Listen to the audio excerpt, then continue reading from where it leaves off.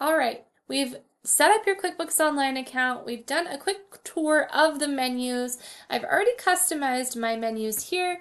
Now I want to talk to you about the account and settings. So if I click on that gear icon under your company, click on account and settings. Now this is where you're going to customize all of those default settings that are going to make using QuickBooks Online easier for you. So the menus we have here are company, usage, payments, QuickBooks checking, sales, expenses, and advanced. And I'm going to try to give a quick, brief tour of each.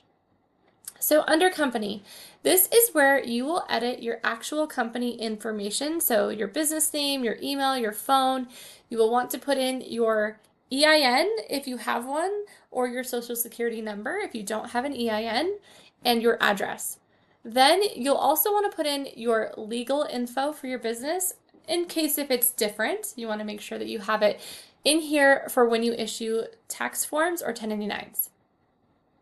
You can also update your contact information in here as well as your tax info. So depending on if you need to change your entity type, maybe you didn't select one or you selected the wrong one, you can come in here and put in what entity type you have. So that's all pretty straightforward. And again, to edit, you can either click the word edit or you can just click. And if you want to add your logo, it used to be really clear, but this little picture right here, if you click on the pencil icon, you can upload your logo and that will automatically put it on all of the forms within QuickBooks. All right, usage. So usage limits didn't used to exist, but now they do. So you are limited in your number of users, your number of accounts in your chart of accounts, and your number of tag groups. So if you need to upgrade to the next level, this is where you can come to see, where you're running out of usage or what you might be if you're getting close to it. So again, you have the option to upgrade if you need to. Or it'll even tell you like, okay, I'm almost to my max chart of accounts. I'm going to go through my chart of accounts and clean it up and get rid of some accounts I'm not using or merge some accounts so that way I don't have to upgrade. All right, payments. You can collect payments through QuickBooks Online if you set up a merchant account. Your bookkeeper cannot set this up for you. You have to set it up yourself as the business owner. But they have it set up here automatically. You'll just click on Manage Account. You can come in here and add your bank account. So that way it's where the money is going to get deposited. And what's going to happen when you set up a QuickBooks Online merchant account, it will enable you to turn on the option on your invoices to pay by ACH or pay by credit card or whatever method you'd like to choose. And then you're going to get a sample deposit from Intuit. So I think it's 2 transactions that are a few cents each that are going to hit your bank account. You have to wait for those to happen and then confirm the amounts here in your account setup, and then you'll be good to go. And so it does take a little while to set this up. So if you're hoping to collect a payment today, you're not going to be able to do that. And then as far as the deposits, it shows you the deposit speed here. And it's either 1 business day or 1 to 5 business days for bank transfers. All right, QuickBooks checking. Now again, this is another one of those things that QuickBooks is trying to sell you more stuff. I personally don't use QuickBooks checking. You can compare it to your other banking options to decide if it's a good choice for you or not. All right, sales. So this one's actually important. This is where you're going to set up those default invoice terms. So if you want your customers to pay you faster, you can change your default here to net 15 or due on receipt, or you can add new if you have a specific invoice term you want to put in there. You can set the preferred delivery method to print later or send later if that makes sense for you. Each of these little question marks, if you click on it, will give you details about what this field does. So shipping adds a shipping field. So if you ship product, you will want to turn on the shipping field. If you don't need to. If you want custom transaction numbers, you'll turn this on, and that just lets you change an invoice number or bill or whatever you want to put in there to the numbers that you want.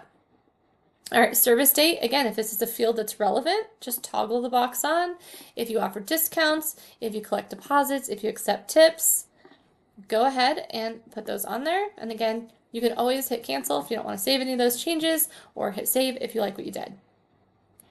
For your invoice payments, you can decide if you're going to accept credit cards, or maybe you just want to accept ACH and you don't want as many fees, you can just turn that off. And you also can type in custom payment instructions here and then hit save.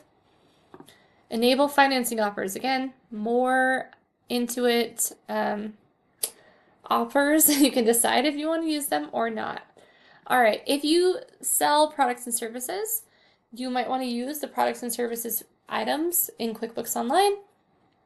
And so you can decide if you want to show that on your forms or not. If you don't sell products and you just want to use your chart of accounts to create invoices, you can do that. You can turn this off. It's totally up to you. It's something you can turn on and off again. All right. Late fees. If you want to add late fees, you can turn this setting on, and they're going to give you a lot of options for exactly how you want to customize that.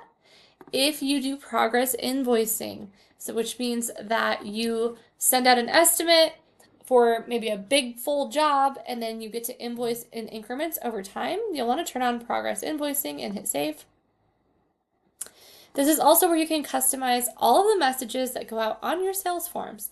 So if you don't like dear, you maybe want to use to. They don't give you a lot of options. It's blank, to, or dear. And then I don't ever use someone's full name. I'm going to use their first name because that sounds weird. So for me, I'm going to change that there. You can use a standard message, or you can type in your own email message here. You have an option to get a copy of everything sent to you, just in case, or to someone else on your team. You can just put in those blind copy here. All right, so reminders, again, this is just where you can customize invoice reminders if you want to remind your clients to pay. So if that invoice is getting old, you can turn on these reminders and set them up to remind them to pay, before it's due, on the due date, after the due date, however you like to set it up.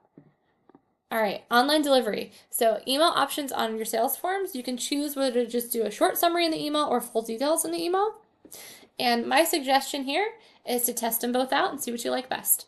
You can also select if you want to attach the PDF. So I personally always want to attach PDFs because I know on the receiving end, I always want to receive the PDF. I don't want to have an ugly, print my email to PDF to attach it. So if they want to save a copy, it's always nice just to give them the PDF. So I like to select those boxes. And then for your statements, you can decide if you want to list transactions as a single line, if you want to list all the details, or if you want to show or not show the table at the bottom. Now, all of these settings, again, that might have felt fast and overwhelming, but don't worry. I just want you to know where everything is and kind of have an idea of what exists in QuickBooks. So when it's relevant to you, we can come back in here and customize as needed. All right, so the expenses menu here, you can show the tags field on expense and purchase forms. There's no reason not to just have this on, so that way if at some point you decide you want to use tags, you have it there. You also can set your default bill payment terms. So if you want to just pay your bills as soon as you receive them, you put due on receipt. I personally wouldn't put these default bill payment terms. I'm going to put the terms that are actually on the bill that I'm receiving from my vendor. So personally, I would not turn that setting on. For purchase orders, if you don't have the purchase order setting, obviously you're going to have to upgrade. If you are using purchase orders, then this is where you'll come to customize those. All right, and then our last menu here is advanced. And this is probably, along with the sales menu, probably the other one that you'll need. First, you can set your default accounting method. So if you are cash or accrual basis, make sure you set the default accounting method in here. That just means that every time you run your reports, you don't have to sit there and reset them to the opposite. All right, your customer label. If you don't call your customers customers, if you call them clients or donors, guests, members, patients, or tenants, you can come here and select the correct customer label. All right. This is also where you can change your fiscal year. Most small businesses have January as their first month of the fiscal year, and most small businesses are using cash basis or maybe a modified accrual basis accounting. So you can choose here. Basically, if you are creating invoices or entering bills in QuickBooks, you probably are going to want to select accrual. If you aren't using those, if you're just recording things after they've already hit your bank account, then you can probably leave this as cash. Now, closing the books. This is optional. If you click on this little question mark, it's going to bring up details for you on exactly what closing the books means. This is basically if you want to make sure that you don't change things after the closing date. So what do I mean by that? If you've already filed a tax return, we don't want to touch anything from that period of time. So at the very least, it's good to put a closing date of your prior last year, because if you've already filed a tax return, we don't want any changes made to your books. And so you can come in here and select a closing date, and then you get to choose whether you put a password in or just a warning that says, hey, don't touch this. You already said you don't want to. All right, for your chart of accounts, some people like to include account numbers instead of just names. The nice thing about using account numbers is it helps you sort your chart of accounts in a different order. Otherwise, by default, it's going to be chronological order. So if you don't like the way your chart of accounts looks, you can come turn on show account numbers right in here. If you are dealing with tips, so if you have employees who get tips or you get tips, you can also turn on the tips account here and decide where that tips account is going to go. All right, automation. This one's important.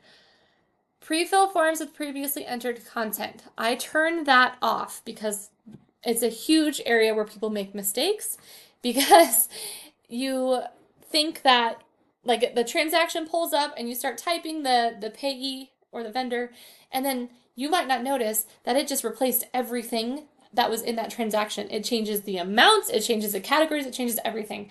So I don't find that that's a very good option. I would much rather not have that turned on, so I turn that off. Always turn off automatically apply credits and automatically apply bill payments. One of the biggest reasons that clients have to come pay me to clean up their books is because those settings were on and wreaked havoc in their QuickBooks. All right, currency, your home currency, if you need to change that, change it here. This business network thing is kind of interesting. So what's nice is that you can set all your company information in here, and then if somebody else is also using QuickBooks Online and they're doing business with you, they can start to search for your business name and it will pull up all your information if you've agreed to be part of this business network, which is kind of cool. All right, and then the last thing under advanced here, if you don't like the date format, you can change it. So if you have a different preference for how you like to see your date or how you like to see your currency formatted, again, another option here to change the customer label. I do like this turned on. Warn if duplicate check number is used, because we don't want to issue checks with the same number. So make sure that we have that turned on. Warn me when I enter a bill number that's already been used for that vendor. I like to turn that on too. I don't want to enter the same bill twice. All right, warn me if a duplicate journal number is used. You can turn this one on as well. It's not as big of a deal because as a small business owner, you really shouldn't be entering journal entries. So journal entries are typically used for prepaids, estimates, and accruals, or error corrections. So if you aren't doing one of those things, then a journal entry is not the right tool for you. All right, and then you can also change when QuickBooks will sign you out if you're inactive. So I'm going to hit save there. And that was just a quick overview here of all of the accountant settings that you can customize and what I recommend you customize in your new QuickBooks Online file.